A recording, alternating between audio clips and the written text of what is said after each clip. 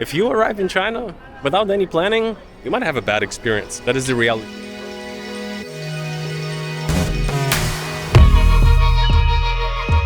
So today I will be leaving China and I want to share with you my honest thoughts. A couple of things you definitely have to keep in mind to make sure you're not going to have a bad experience. But before that, I'll also take you along on my last day in the mega city of Guangzhou.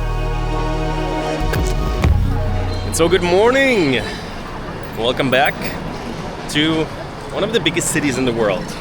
Behind me there is one of the very few churches in Guangzhou.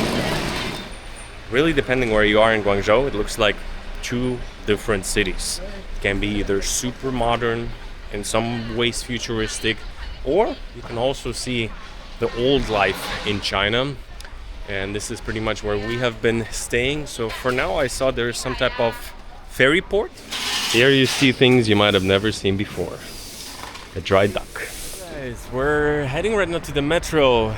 Shame on me for feeling like I have China all figured out. And I'm like, I need to install an app for public transport. Mostly I've been taking taxis with Alipay. And now, on the last day in China, I figured out that Apple Maps works perfectly. It offers you all the routes, all the locations, and I'm like, oh, Google Maps, it doesn't work properly. So Apple Maps, remember it. And here, it's kind of like one of very many just random malls and business buildings. It looks quite futuristic, just got the bird up, got a little bit of an idea. And that is what I think I want to do today. Go to some neighborhoods that I think also not that many people cover. This is the Haiju Square. Actually, we arrived here on the first day in Guangzhou. After midnight, everything was closed off. We were like, oh, interesting, different. And I'm gonna be heading to a very freaky building right now. But no idea if there's anything else to find there, but it's not too far off from the center, so let's explore.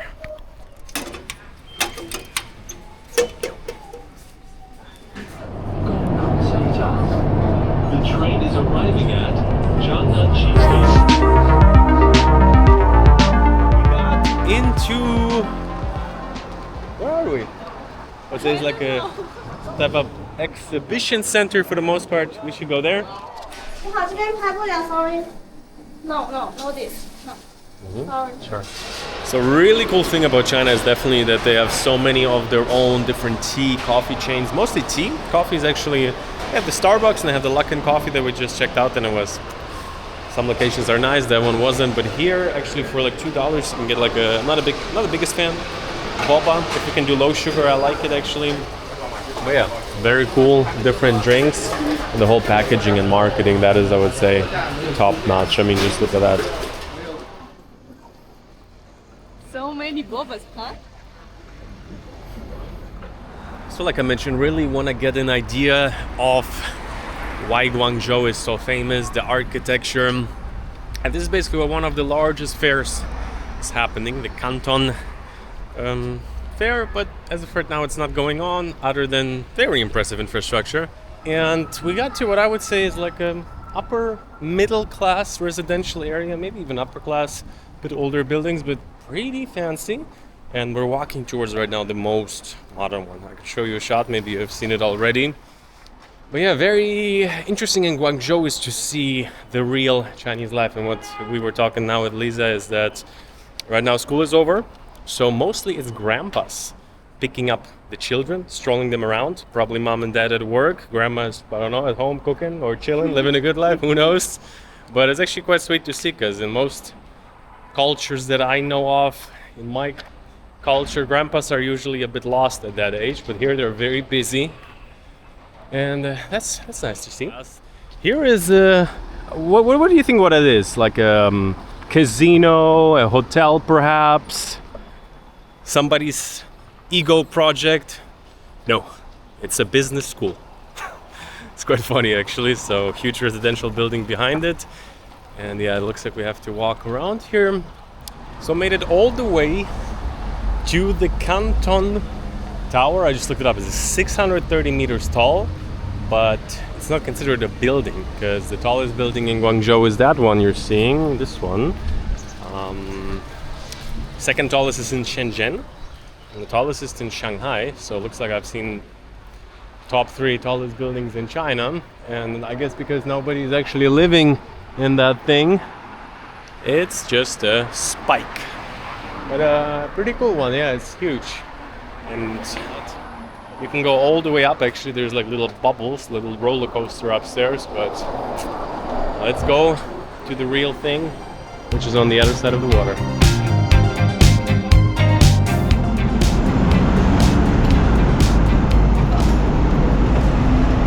So guys, we'll jump back in a second. If you have been watching the channel, you probably have heard about level 8 here before. Been with these suitcases for already over a year on the road. The aluminium carry-on is my favorite one, like super sleek, elegant, honestly just a sexy piece of luggage you're carrying there with you. As of right now, I'm on the road with the carry-on row. You have this nice little pocket for the laptop, super convenient. It's also fairly light. And I have to tell you, the quality, if you compare it to other, let's say, upscale luxury suitcases, is amazing at a much more affordable price. And as of right now, if you need a carry-on, if you need a checked luggage, they also have these like checked luggages with the wide grip. Absolutely love them. And 15% off. Usually they do maybe 10% if you sign up to the newsletter with my code Danny15. You can get 15% off if you're planning a trip, if you maybe want to buy a gift for somebody. And as you have seen, they roll super smoothly. I've never had a luggage like that you can almost like let it roll by itself. And if you want to see what type of different pieces they have, check out their Instagram page. They're also running exclusive discounts. Sometimes even they give away one for free every once in a while. And yeah, the link will be first things in the description. Click, check it out. Watch the video first, I guess, or it's fine. You can come back. Check out the luggage, come back. Made it down to the water, and from here you're really getting an idea. So the whole city is flowing around the river, which is super interesting. This used to be, a long time ago, used to be the biggest, let's say, trade port in all of China, even back in Silk Road times. From what I understand, like a little bit around 100 years ago, Hong Kong came in the picture, Shanghai came in the picture, obviously very long time ago. But before that, that's what you also see in the city. So much history, so much life has been happening here. And now, I think in the last pretty much 30, 40 years, they have built up this pretty wild skyline. And the city, like, it's not concentrated around here. You need to understand this is not the one center where life's happening. And outside of that is like small sub-districts, like in most cities. No. Like even when we drive like half an hour back where we're staying, or even when you look around it on the other side, on all sides there's so much development. But this is kind of like the iconic skyline, you could say. Probably most people, business, hotels, and most of the people running around, there's like weekend traffic, also a lot of domestic travel. So for the first time we kind of like pulled up all the way to here, where we see basically here you see this one spiky building in the back, and if you're standing on the other side you're seeing the other spiky building. But and let's get on the other side. Liza wants another tea, and I want to see this by daylight, because today is actually the last day.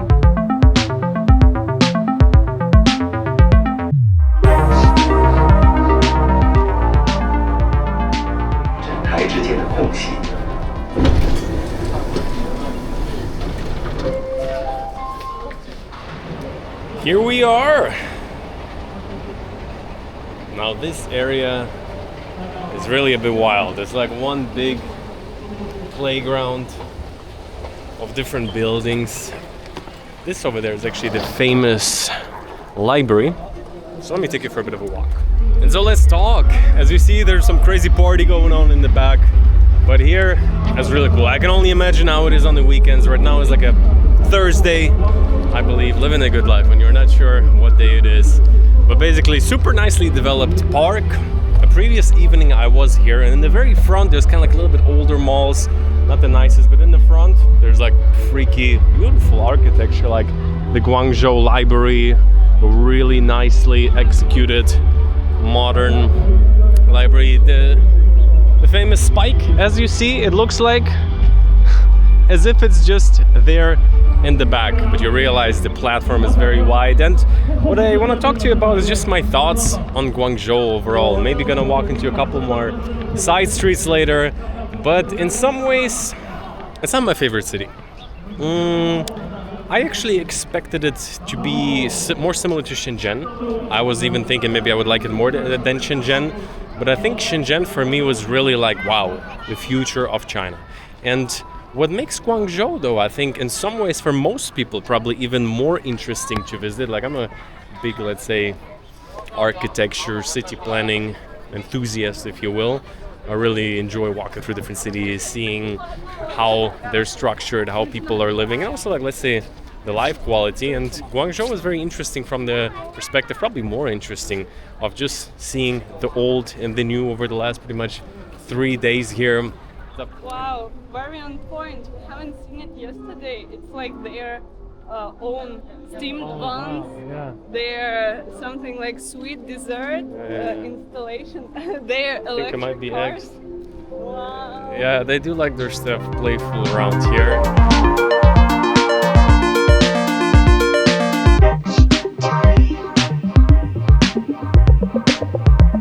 About the reality of traveling China. If you're considering to come, if you're curious about my honest experience, there also has been a lot of questions.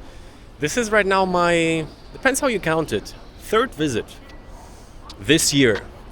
I've been to Shanghai earlier this year, and then I've been in Urumqi, across from Kazakhstan into the country, in one of the states that people say it's quite complicated to travel to, then dipped out to Hong Kong and came back. So you could say 2 times this year, for the first time properly travel China. And I have to honestly tell you, there were some complications. Some things were really a bit different than I expected, mostly positive, with some things where if you arrive in China without any planning, you might have a bad experience. That is the reality. I've heard it from people. There's a lot of misconceptions. I don't want to be one of those guys. People like to make videos about the most random places. I'm going to tell you honestly. Some countries I travel to, in some ways, they don't have the best reputation. And sometimes, in some ways, it's true. But in China, I found to be that so many things are a bit different. So many things are so much more chill. But you do have to come a little bit prepared. So today I'm going to be actually leaving China. And I want to share with you, let's say the first time. Let's start it off. The first time I came to Shanghai, like there's the basic things you probably have heard about, is that some things are hard to access without the VPN. Very easy, you know. Maybe we'll plug some VPN here that I've been using. But the reality is that, for example, in Shenzhen, for some reason, you can check out the previous videos. Super amazing city. Shenzhen, I didn't expect it. I thought it would be just nice, a little bit new. City of the future, for real. If you have a reason to be there, it's a nice place. Then other things. Just on this trip, I finally figured out there's a couple of apps. Like you figure out the Alipay app. Without it, you can do nothing. Cash, you can use. Some people say, oh, there's no cash being used in China at all. First time I came, I got myself some cash. I like to have some cash to just see how it looks.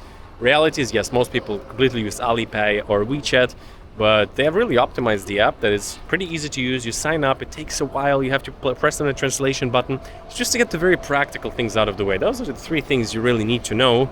You have a VPN that works, some don't. Make sure that it works for you. You get your Alipay, you connect your Visa, your MasterCard, whatever it may be, and you can pay anywhere and it's super easy. Not sponsored by Alipay or anything, but you have to have it. Because I hear some people, they're like, oh wow, nothing works. But then there's a funny misconception, and that is when I am on the ground. You would think like, hey, is the country like, some services are not available, like is it hard, is it restrictive? But the reality is if I talk to people on the ground, everybody's like, oh, hey, you have YouTube, you have Instagram, all right, let me add you. A lot of people use it, and it's not a secret, you know? And generally, just being on the ground, you would think like, oh, there would be like security forces everywhere, and the filming might be a bit complicated.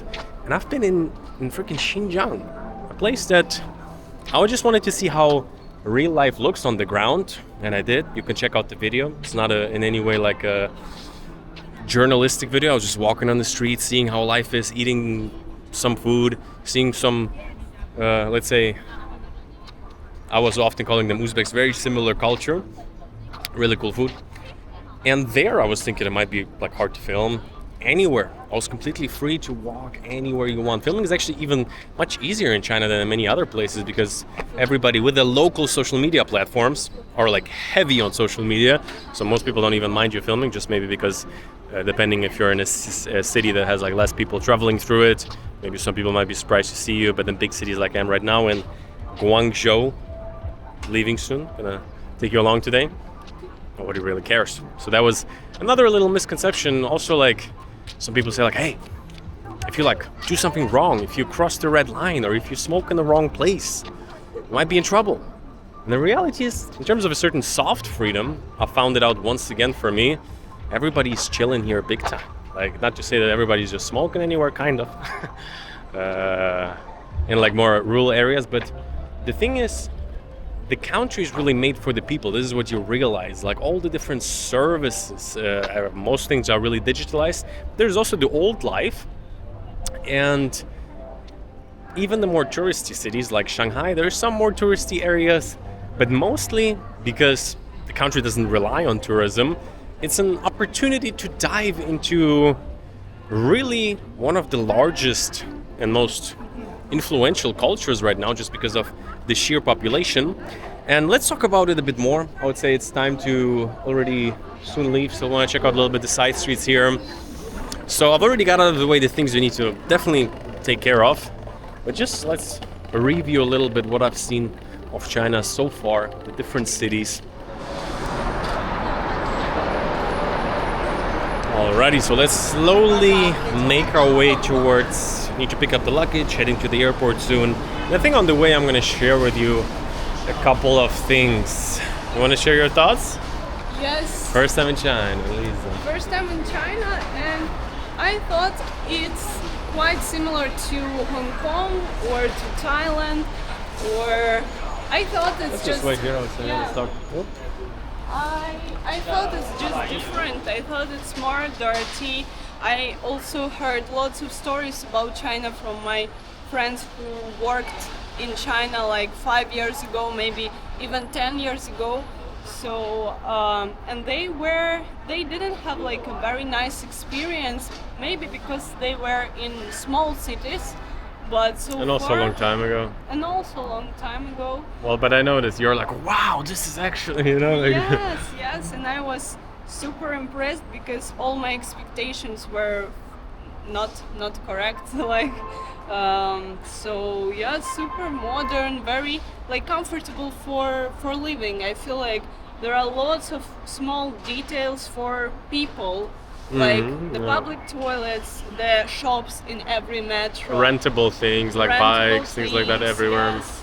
So everything is like so easy to live like comfortable day to day. So yeah, I was impressed. I liked China. Yeah, and it's not like you had like bad expectations, I would say. It's more like you didn't expect it to be that like That interesting. cool, Yeah. And also I thought it's like more dirty and like street food, Because Hong Kong, everything is like more you have been in Hong dirty. Kong, and I told you like Hong Kong is very rich, very wealthy, and China is similar but different. And you probably thought like I thought Hong China Kong, but is- not as good. Yeah. But in most ways, honestly, like because it's especially Shenzhen. We have to keep in mind we have been in two of one of the wealthiest cities you have been. I've also been in like very different state recently, but honestly, not even that different. Shall we go?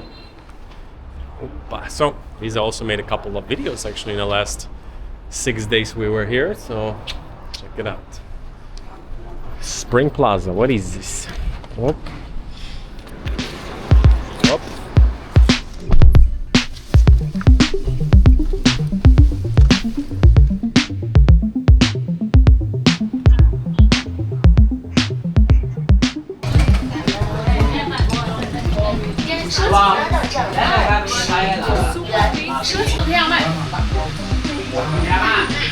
Okay, 谢谢. Bye-bye.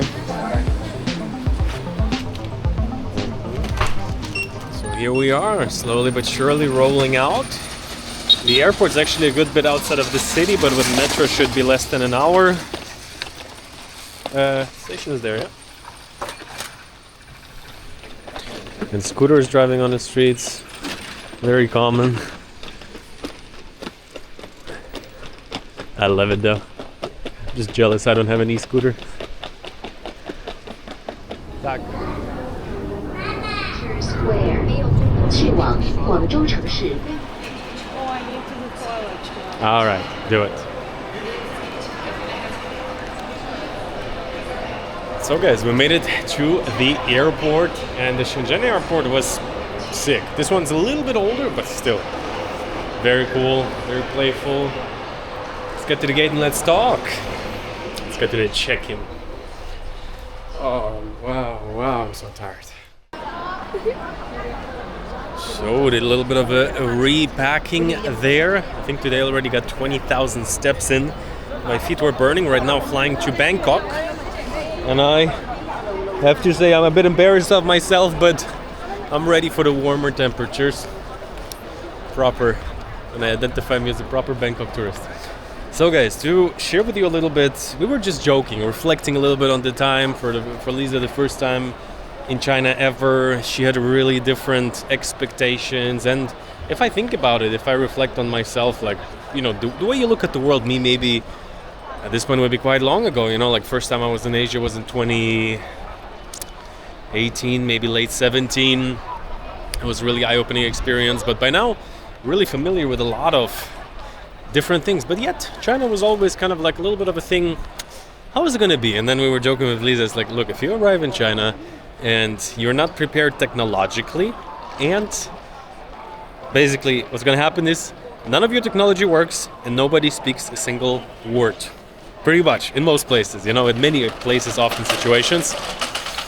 And you're going to be a bit lost. That is the reality. That is, I think, why a lot of people have sometimes a bit of a challenging first experience when coming to China for the first time. Because even if you have a VPN, some of them don't work. Even if you have a Google Translate, sometimes doesn't work. Even if you think, hey, I'm going to figure out the transportation, Google Maps doesn't work. But once you have all these little things figured out, actually traveling China is very smooth and easy. And especially after me, I've been in so many different regions, even all the way up, close to the Kazakhstan border. Never had issues. To be fair, right now with my passport I get a 15-day visa exemption. I think it's valid until the end of the year. Then maybe they will extend it, but other than that I would have to get a solid visa if I want to come back again. For now, don't know when. Let me know if you have any recommendations for any particular places. But Liza had to get a transit visa, and the transit visa process was quite interesting. All my other entrances into China, you can check out the previous video going into Shenzhen.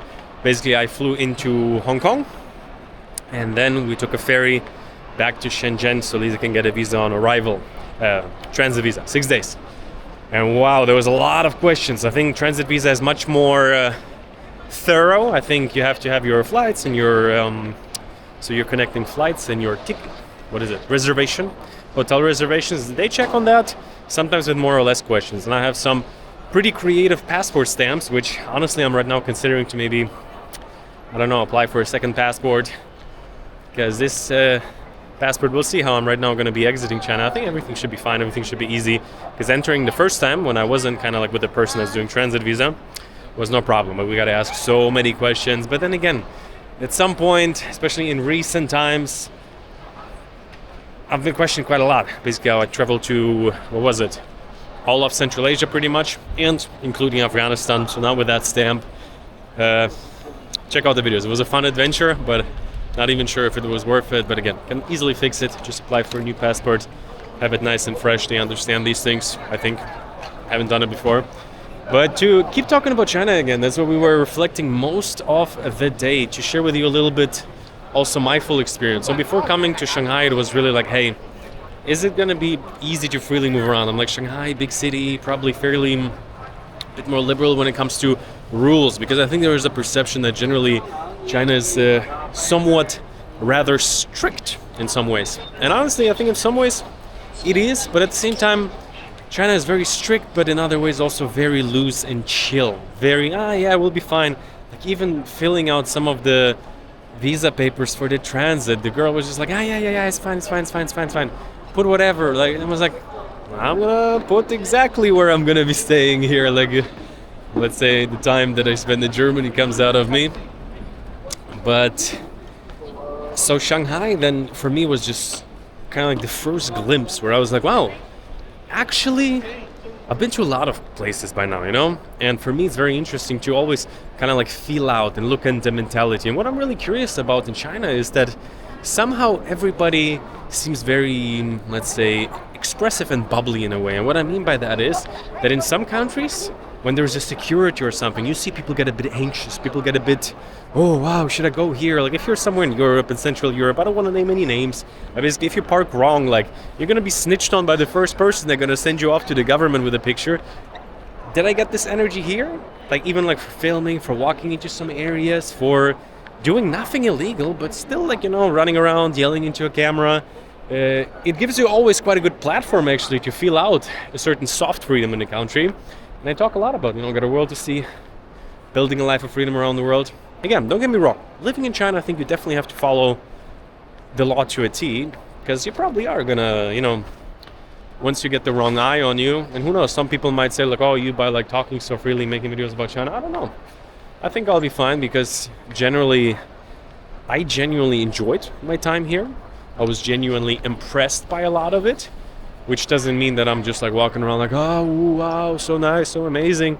But genuinely, it's crazy to see how much is possible within 30, 40 years. Some of these cities, they really have been built up from nothing, especially like Shenzhen. It just used to be a small town, and now it's like a mega city of the future.